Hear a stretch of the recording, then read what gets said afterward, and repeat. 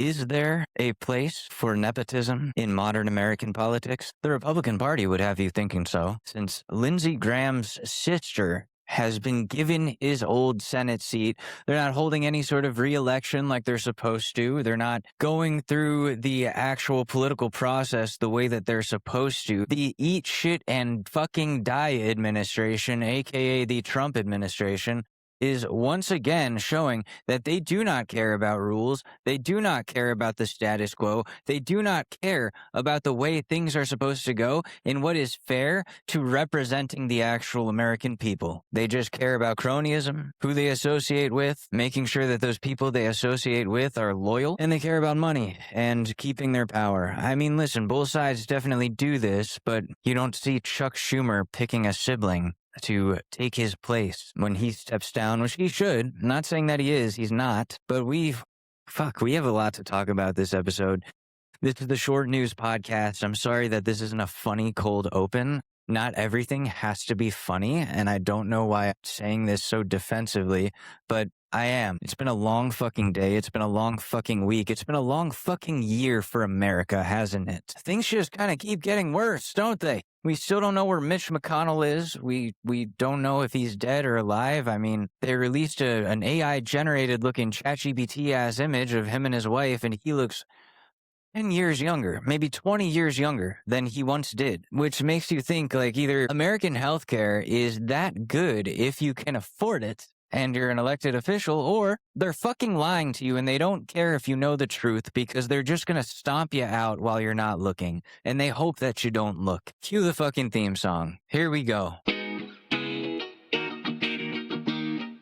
America is a nation that can be defined in a single word. What year has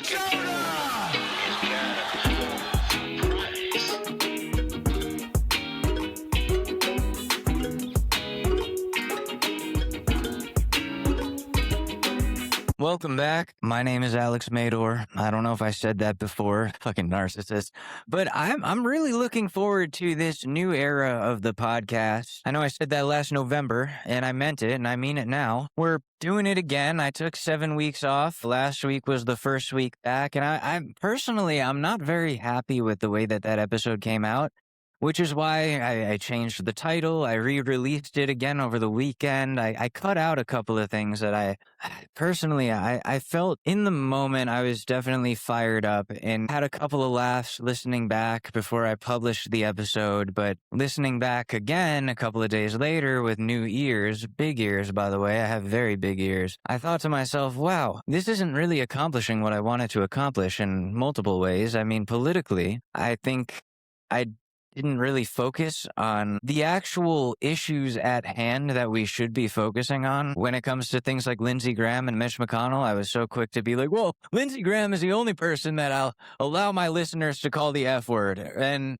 while that is still true, while that still very much rings true, and I will stand by that, it's a little bit childish, a little bit immature, a little bit firing off on the wrong cylinders, and that's not who I want to be anymore. Same with the way I closed that episode out. I'm not sure if anybody caught that. I'm hoping that they didn't. I'm hoping that the person or people that it was about or addressed to did not hear that. But knowing my luck and knowing how things are and how people have historically really like to lurk and don't like to mind their own business when it comes to my hobbies, regardless of if that hobby is a public forum. Sorry, I choked on my spit there for a second. It was wrong of me. It was wrong of me. I apologize. We're back to our regularly scheduled short news podcast programming. You know, I've been tossed a lot of softballs lately in my own life. I've been tossed a lot of metaphorical softballs that I was supposed to knock out of the fucking park. Opportunities for me to be completely honest to people who have hurt me in my past, where they have presented me on a platter the opportunity to say, hey, yeah, no, that actually hurt. Or, hey, no, yeah, you're very right on that. And sorry isn't actually enough. It has been impossible to ever date again for A, B, and C. But, you know, I would take those softballs and I would intentionally bunt or swing and fucking miss on purpose while looking away, which is a metaphor for me saying, oh, no, it's fine. It's really fine. Like, I've totally been great and nothing is wrong. And I'm quite past that. And there have been plenty of women since you, and they totally all didn't end because I was still hung up on not them. Still choking on that spit. Wow. Should we get into the news? Should we get into the fucked up news here that's going to get me really mad? That isn't about my personal life or stupid things that I need to stop obsessing over at this point in life. Stephen Miller was on Fox News a couple of days ago talking about how the Trump administration, or the eat shit and fucking die administration, as we love to call them over here, quite frankly, we love to call them that, is planning on debanking undocumented migrants. What does debanking mean? Well, it's very simple. In case you don't know and you were rushing to Google, which don't do that because Google is all AI. It'll probably tell you the wrong fucking thing now. We can go into that later because I've had some personal experiences that have pissed me off, but they are planning on taking away undocumented migrants' abilities to have bank accounts, to retain the bank accounts they already have. They're going to shut them down, essentially shutting these people away from their access to finances, shutting away these people's access to life. It's not just, oh, well, they can just take their business elsewhere. No, they are taking away, deplatforming them financially. Well, one side will be like, well, Alex, they came here illegally. Well, they shouldn't really be allowed to have money. This is setting a precedent, a very dangerous precedent that I guarantee you we're going to see progress into not just going after the undocumented migrants, but this is a test run, a beta test, an A/B test, whatever the fuck you want to call it, you Silicon Valley nut jobs, to see if they can do this to American citizens who are critical of the president. This is something they've already been floating this week. They've already been proposing this idea by marking leftists or people who are critical of Donald Trump or critical of his administration as leftist terrorists, as Antifa, just loosely using the term Antifa and associating any critics of Trump with that cause or that movement or entity, whatever they are, and then using that to say, well, they're terrorists, so they shouldn't be allowed to have a bank account, defund and debank. This is the plan. You can look it up now. It is fucking in motion. Stephen Miller, the fucking Antichrist, the guy who looks like he was born in a trash can, like his mother was a trash can and his father was can't say that, never mind. He was born of a trash can. Let's just say immaculate conception, right? Went on Fox News gleefully to talk about how they're going to starve these people, essentially. Because if they don't have access to their bank accounts, if they can't get their direct deposits or cash their paychecks or have access to the American dollar that they have fucking earned so that they can have their keep and keep themselves a fucking life, whether it be paying a rent or paying for food to sustain themselves, you're crippling them where it truly hurts the most. But Alex, they came here illegally. Shut the fuck up. Shut your fucking stupid cracker-ass mouth, because I know you're probably white if you're saying that. Sit the fuck down and think about what it takes to emigrate to the United States in 2026. You end up on a waiting list for 15, 20, 30 fucking years. They're not even really accepting green cards and visas at the moment. They're pausing those programs for a bunch of different countries. It's not like this is a place that is welcoming people with open arms. The Statue of Liberty is no longer up there saying, bring me your broken, your beaten, your damned, wrong fucking poem, wrong fucking song. I'm sorry. Bring me whoever, bring me your people. It's saying, get the fuck out of here, eat shit and die, turn the fuck around, or I will stomp you out. These symbols of patriotism, these symbols of what America used to be, of welcoming immigrants with open arms, the common knowledge that this was a country built off the backs of people from all different backgrounds, from all over the fucking world. It doesn't matter anymore to the Republicans, not even to the fucking Democrats. When was the last time you heard a Democrat talk about anything woke or anything human rights related or anything related to identity politics or LGBTQ rights or sticking up for minorities or police brutality against black people? They don't care. They never fucking cared. None of them did. The Republicans were at least honest about it and honest about their racism and about what they think about minorities and how they think they're genetically inferior and actually low IQ compared to them, which is a thing that's been floated for the last couple of years. And they've been very subtle about it. Trump comes out and he's very specific. He calls anybody who's a minority that's been critical of him low IQ, but he only uses that term for minorities. Someone's going to tell me that I'm nitpicking, but go ahead and look it up. He doesn't call white people low IQ. He only does that for people that he views or that his party and his buddies and his cronies view as genetically or racially or whatever the fuck inferior to the white man. Look it up. Do your own research. I'm in a car right now. I can't do everything for you. So they're debanking people. They're giving out Senate seats to family members of deceased senators instead of holding elections like they're supposed to because they're afraid of losing. Because everybody fucking hates them, but they don't want to admit it. And they're trying to cover that up the same way that they're covering up that a senator has been dead in a different state for the last 2 months. Dog, Mitch McConnell is probably got worms coming out of his ass at this point. I'm guessing they already buried the guy, but we're not allowed to know. We're not allowed to have transparency. They don't care about you or me as long as they can continue to rule over us and hold the power that they're so afraid of losing. If they were to say, Mitch McConnell is dead, we have to hold an election now for a new senator. They don't want to do that. They're going to wait until like mid-August to announce that he's dead. Instead of saying anything truthful, they've been using AI image generation in a way that I'm sure we were all worried that they were going to be doing. As we've seen these photos, not even photos, they're not photographs, they're not real. As we've seen these images progressively get more and more realistic looking, it was only a matter of time until they actually used it for what they were planning on using this technology for.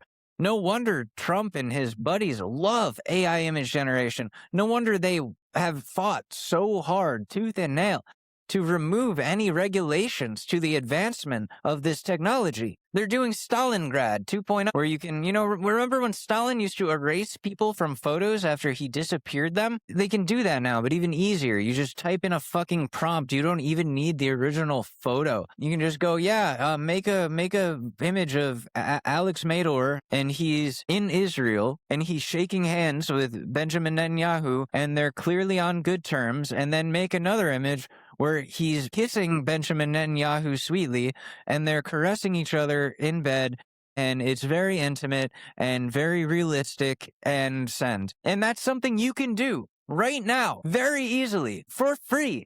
On ChatGPT, people are testing this right now and making more Mitch McConnell hospital in recovery looking alive and well fake proof of life images just to prove the fucking point. And they are coming out essentially as carbon copies of the OG fake Mitch McConnell image that his team put out to try to prove that he's still alive when he is 6 feet under, has been deader than a doornail for months. I'm so mad.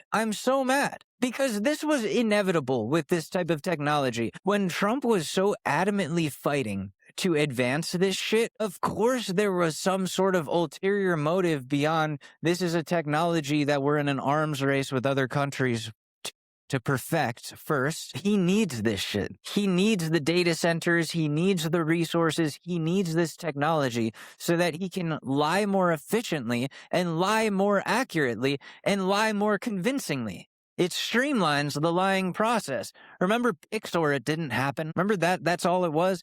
That was the fact check? Pix or it didn't happen. There goes that. There fucking goes that. Do you know how easy it must be to cheat nowadays in a relationship? I know this girl. I'm not going to name names, but I know this girl. And I see her quite often. She's a close friend of mine. She's got this boyfriend who is really, really, I don't like him. He's a shitty guy. He's very insecure, extremely insecure, more so than I am, and doesn't like when she goes out with me or with our other friend, and it's just us. Like, we're platonic, normal people, and like I've never made a move on her, and neither has my other friend, who is a woman. But listen, like, I understand being uneasy, but he's like, Pix or it didn't happen, and we'll be sitting there at dinner, and she's sending a picture of us and the table and the food, to be like, no, this is literally what I'm doing right now. You're fucking crazy. But imagine if you were a dishonest person. Imagine you were actually cheating, and your insecure boyfriend, while you're fucking some dude at his apartment, is like, where are you? What's going on? I don't believe you that you're at the library doing community service like you said you've been doing for the last 3 weeks. What the fuck is up? What's going on here? Well, she can just go into ChatGPT and be like, generate an image of me sitting at the library tutoring underprivileged kids and looking very tired so he feels bad about doubting me. Make it look realistic. Generate it in like 10 seconds. Send that out to him after removing the watermark, of course, because you got to do that. But that's very easy to do without even an additional app. You can just go into your Photos app on the iPhone, hit the cleanup tool if you have Apple Intelligence enabled, tap on the watermark, it'll remove it and make it look like there was never even a fucking watermark. We have the technology. So if sociopathic partners can now do this and it's accurate, think about the ultimate sociopathic partner, the president of the United States, Donald J. Trump, the liar in chief, the guy who lies more than he's ever told the truth, the guy who lying comes to more naturally than telling the truth. Quite frankly, you put that in the hands of a piece of shit like that, all he's gonna do is use it to get his way. And that is what we have seen, and that is what we are seeing with these McConnell images, which again, I will not call photos because they are not photographs. They are not taking in actual light to make an image. They are not pictures. They're not photos. They are fucking AI clanker generated images, and they can suck my fucking dick, but they can't because they're not real. Hope they don't debank me for this, for criticizing the government so heavily. There's like 250 episodes of me doing that they could cite as a good reason to. I said a lot of things on this podcast. This is not me taking them back. But if I come on here next week and I'm all of a sudden like, actually Israel was promised to them 3,000 years ago. I don't think that we should be fucking with what they're doing. We should actually keep letting them cook. Then you know that they've taken my bank account. They're holding my shit hostage if that happens. But I'm hoping that does not become the case in the next couple of weeks. That would really suck for me. Also, hopefully they don't send me off to like Nicaragua or something to be like, well, send him back. I don't care where he's from. He was born here in Connecticut. I don't give a fuck. Send him back to where he should be. Sir, he's Korean. I don't know. I don't care. Wherever. Well, eeny, meeny, miny, moe, just not here. It's really scary what we're all going through right now. It's really unfortunate that this is the reality of things, and I felt really bad for a coworker yesterday because I was talking to another one of our colleagues about current events and about this debanking thing, and eventually she just like came up to us and was like, I need you to stop. Like, I just shut the fuck up. I can't deal with this. It's too much. The world is coming to an end, and you're just sitting here talking about it like it's Tuesday. But first of all, it's Sunday, but I get what you're saying, and I stopped because, wow, it is quite overwhelming when you think about it all at once, and when you let the feelings that you have about it truly take you, which, it's easier for some people to do than others. I've definitely had to take a lot of time to learn how to do that. But it's a lot. It's a lot. They're lying to us. There were wildfires late last week. I think I missed that on the last episode of the podcast because it hadn't fucking happened yet. But Canada was burning for a while, and a lot of that smog and all of that pollution was coming up here to the northeast and making the sky over here look like Tatooine in Star Wars, which is cool if it's Star Wars, but because it's real life, the world is fucking burning is what you realize. And I was looking at the wildfires map for the last week, and like the real-time wildfires map. Dude, the fucking world is on fire. The world is on fire. Like, literally, go online and look up a wildfire map, like a real-time live wildfire map that shows you the whole globe, or even just focused on America, because we're the ones with all the data centers that they're causing these spikes in temperatures everywhere. Dude, America is burning. The world is burning. Temperatures have gone up a shit-ass ton. We have fuckheads like Kevin O'Leary who want to build massive data centers in the middle of fuck-ass nowhere in Utah where there's nature, saying, well, it's not really a big deal if the temperature goes up. Like, the reward is a lot bigger than the risk. Yeah, for you, motherfucker. For you and your fucking money and your riches and your fucking angel investors, whoever the fuck you've got working on this with you. The data centers don't do anything for the American people aside from track them. I've neglected to talk about another downside of a surveillance state, or as I have kind of touched upon in past episodes, the Omnipticon as I've coined it, if you go on Google, apparently I coined the term Omnipticon, which I'm very proud of because I studied Foucault and the Panopticon back in college, and I was really into surveillance and government surveillance and how we all behave differently because we have this subconscious knowledge that we could be being watched at any time, which is the Panopticon in effect. Now we're in a situation or imprisoned in a world or in a country where we are constantly being surveilled, and the AI that is in charge of the surveilling is always on, always awake, always watching everyone and everything all at once. And it has the capability to do so because we have built it a massive fucking brain that spans all over the entire United States, takes all of our fucking drinking water, and burns up our planet. What is that for? It's for the flock cameras, motherfucker. It's for the fucking flock cameras, which aren't just traffic cameras like you and I are used to for the past decade or so, which those are already kind of a pain in the ass. I kind of hate those. Feels very big brothery when you get a ticket in the mail and a picture of yourself picking your nose going through a yellow light or a red light. Feels very, very concerning. Now, it's even fucking worse than that. These flock cameras are AI-powered, like fucking everything. AI-powered infrared license plate reading cameras that are placed all over highways and roads and sidewalks and playgrounds, eerily and scarily for some reason, that can track everyone and anything. It doesn't just read your license plate. It can tell it's your car based off little indicators and little dents, like little stickers, specific stickers to you. Like, it can pick up a lot of shit, and they're also placed everywhere, like notes all over the fucking country. They used flock cameras. Okay, so just so you know that this isn't just to catch the bad guys, and so you know that this isn't just a traffic camera related thing. There is a woman who traveled across states to get to a legal state where she could have an abortion safely. Her home state of Texas, I believe, used flock cameras and system to follow and track her entire pathway across state lines to the abortion clinic where she had her abortion, and used that to implicate her and to criminalize her. Now, there are a lot of fucking things wrong with that entire picture, starting with the women's autonomy piece of it and how they're criminalizing women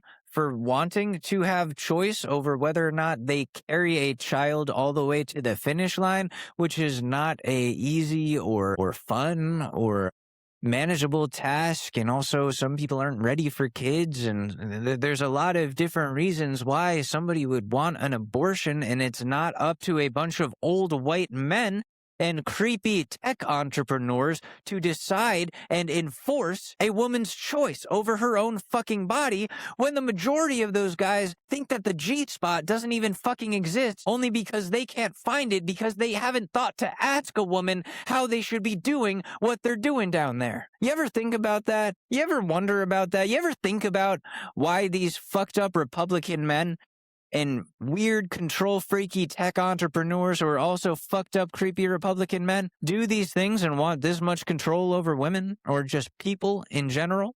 Why they want to herd us like cattle, as per Epstein and his own emails? Crazy that the FBI just released that shit, and we're all supposed to act like it's okay that this administration and that this government believes, and in the corporations that help run this government, I guess, believe us to be cattle for them to farm, whether it be through data or energy or labor. It's upsetting. So yeah, the women's autonomy part of that is a huge fucking deal. Huge problem there. Big fucking disgusting situation. But also, so these cameras have a lot of abilities, not only the camera aspect of them, but they have little sensors in them that can pick up on the technology in your car. So your specific smart device or devices that you have on you, whether it be a laptop, smartphone, whatever, emits a specific frequency or has a certain MAC address or IMEI number that the flock cameras will pick up on. So it doesn't matter if you're in your car or carpooling or renting a car or just on a bus or wherever the fuck, they still see you without even having to physically get eyes or lens on you. They're still tracking you no matter where the fuck you go. And it's not even like this is a government device. It's a device used by the government now because of what it can do for them, right? But this is just some fuckhead's Silicon Valley company, some white kid named Garrett. Yeah, Garrett, who wants to make a lot of money by collecting as much data and tracking as many people without their consent on the roads as he'd like to do. And he's doing it. He's succeeding in it. He's fucking up all of our fucking lives. And now no one can get away with anything. Am I saying that crime is okay and that people should be able to get away with crime? No. But I don't believe that getting an abortion is a crime, yet it's being treated like a crime. Do you see what I'm saying? So when people tell you, oh, why is it such a big deal that there's this big-ass surveillance state? I have nothing to hide. I'll do everything out in the open because I have nothing to hide. Well, dude, that is what you're saying right now until they start treating some of the things that you feel like you don't have to hide as criminal, as something that you now need to hide. Now what do you do? Now what do you do, dude? Like, wait and see. This is gonna get really ugly for all of us unless something gets done about these motherfucking cameras. And there's people out there. I won't say who. I won't name them, but there are people out there who are making it their mission, like their lifelong mission right now, and they're doing a very good job of just going around and taking these cameras down with like a fucking chainsaw and it's crazy. Like it's wild. But, you know, more power to you. And I want to leave you on that. That's an optimistic note that people are fighting back. That while the system is fucking us, there's people that are saying, not today, not anymore. We don't trust you. You're not like us.